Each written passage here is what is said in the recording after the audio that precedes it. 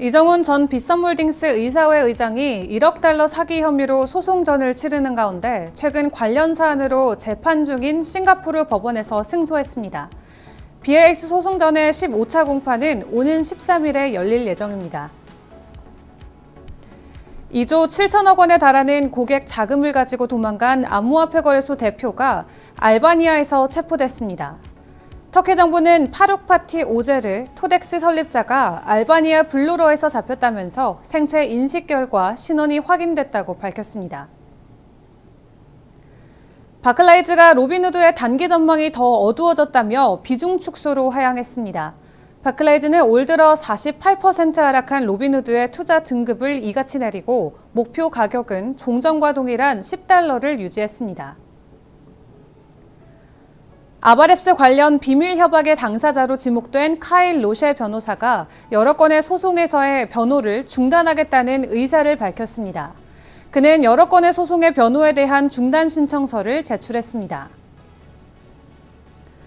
미 컬럼비아 법무장관이 마이클 세일러를 고소한다고 밝혔습니다. 그는 마이클 세일러가 10년 이상 거주했음에도 불구하고 DC 소득세를 한 번도 내지 않은 혐의로 고소한다고 전했습니다. 미국 연방준비제도 이사회가 디파이에 대한 입장을 밝혔습니다. 탈중앙화 금융이 시스템적으로 중요할 지경에 이르지는 못했지만 빠른 성장력을 고려했을 때 안정성 문제를 고려해야 한다는 설명입니다.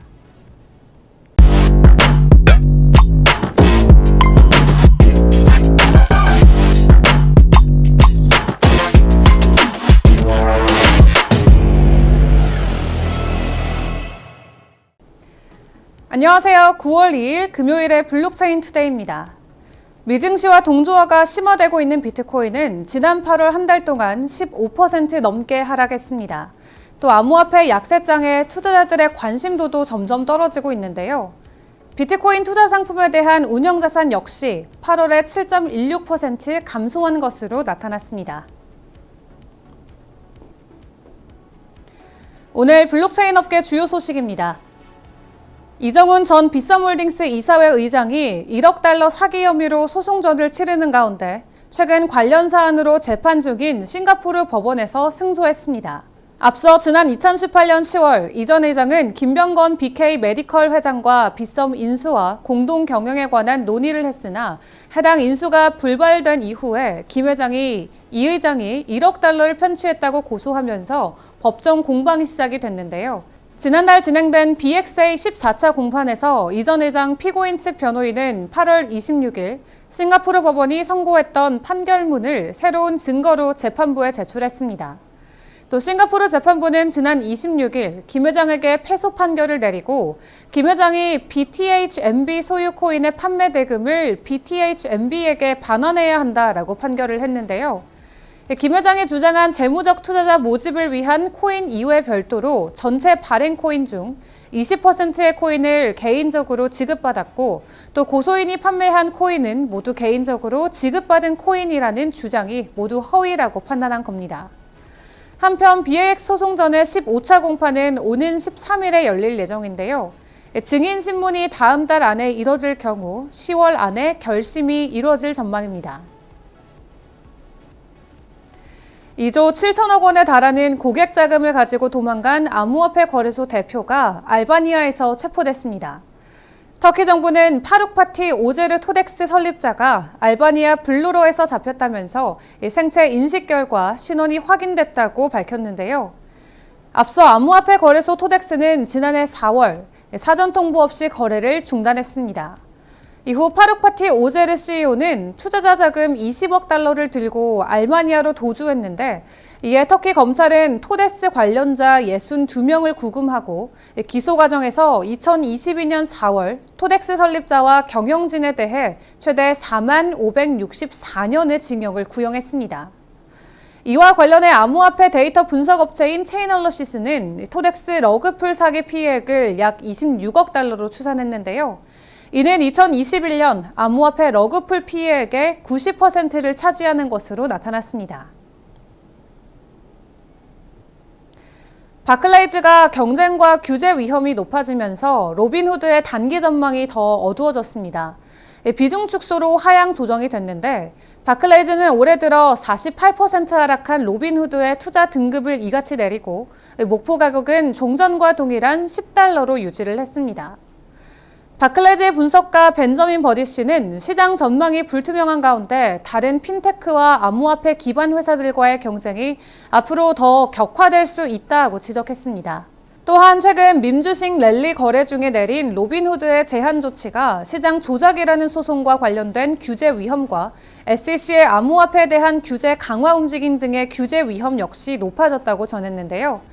이와 함께 인원 감축과 비용 절감 등의 조치가 단기적 수익성 회복 효과는 있으나 향후 수익원 다각화 전략에 필요한 인재 유출 그리고 충원 불가로 장기적 성장이 저해될 것이라고 지적했습니다. 아발란체 개발사 아바랩스가 미국 로펌 로슈 프리드먼과 비밀 협약을 맺고 경쟁 업체인 바이낸스와 솔라나 랩스 등을 상대로 악의적인 소송을 제기했다는 폭로가 나온 가운데 비밀 협약의 당사자로 지목된 카일 로셰 변호사가 여러 건의 소송에서 변호를 중단하겠다는 의사를 밝혔습니다. 카일 로셰 변호사는 여러 건의 소송에서의 변호에 대한 준당 신청서를 제출한 것으로 전해졌는데요. 그는 테더와 비트파이넥스, 트론, 바이낸스와 관련된 소송 변호를 중단하겠다고 밝혔습니다. 또 이러한 조치는 내부 고발 사이트 크립토릭스에서 그가 아발랩스 임원과의 관계 등에 대해 이야기하는 내용의 영상이 게재된 후에 나왔는데 이와 관련해서 그는 비밀 협약은 사실 무근이라며 불법적으로 촬영된 소스들이 교묘하게 편집되었다고 설명했습니다. 미 컬럼비아 법무장관이 조세 회피 혐의로 마이클 세일러를 고소한다고 밝혔습니다. 칼 라신 미국 콜롬비아 특별구 법무장관은 자신의 트위터를 통해 10년 이상 이곳에 거주했음에도 불구하고 DC 소득세를 한 번도 내지 않은 혐의로 마이크로 스트래티지의 임원인 마이클 세일러를 고소한다고 전했는데요. 그는 마이클 세일러는 수억 달러를 빚지고 있다며 그의 조세 회피를 공모한 혐의로 마이크로 스트래티지에도 소송을 제기했습니다. 이에 대해 마이클 세일러는 해당 혐의를 부인했는데요. 그는 블룸버그에 성명을 내고 컬럼비아 특별구 주장에 동의할 수 없다면서 법원의 공정한 판결을 기대한다고 전했습니다. 또한 마이클 세일러의 조세 회피 공모 혐의로 소송을 당한 마이크로 스트래티지도 컬럼비아 특별구에 대한 거짓된 주장에 적극적으로 대응할 계획이라고 밝혔습니다. 미국 연방준비제도 이사회가 디파이에 대한 입장을 밝혔습니다. 기반 탈중앙화 금융이 시스템적으로 중요할 지경에 이르지는 못했지만 빠른 성장력을 고려했을 때 안정성 문제를 고려해야 할 것으로 내다봤는데요. 암호화폐 기반 중앙화 금융은 중개자가 존재한다는 점에서 잠재적인 규제 대상으로 지정하고 감독자들의 우려를 논의할 수는 있지만 탈중앙화 금융은 규제 도입이 쉽지 않다는 것입니다. 또 연준이사회는 거래소 등이 제공하는 스테이킹과 같은 암호화폐 중앙화 금융 접근 방식은 전통 금융 중개자의 역할과 매우 유사하다라면서도 중앙 집중식 중개자를 거치지 않고 행해지는 탈중앙화 금융은 현재 감독 그리고 규제 범위에 쉽게 부합하지 않는다고 말했습니다. 다만 암호화폐 중앙화 금융과 탈중앙화 금융을 모두 포함하는 블록체인 기반 서비스에 대해서는 대부분의 금융 서비스를 구현할 수 있다면서 긍정적으로 평가했습니다. 게리 겐슬러 미국 증권거래위원회 위원장이 트위터를 통해서 9월 7일 뉴욕 메트로폴리탄 파빌리온에서 열리는 NYC 서밋에서 페니 프리츠커 전 상무부 장관과 SEC의 규제 아젠다와 자산관리, 그리고 암호화폐에 관한 담론을 진행할 예정이라고 밝혔습니다. 뿐만 아니라 겐슬러 위원장은 오는 15일 예정된 미국 상원 은행주택도시위원회에 출석해서 SEC의 암호화폐 산업에 대한 접근 방식과 관련해서도 증언을 이어갈 예정입니다. 보다 자세한 비트코인 전망과 차트 분석은 월요일 정오에 방영되는 블록체인 투데이 플러스에서 함께하겠습니다. 그럼 소통의 시간에 만나요. 안녕.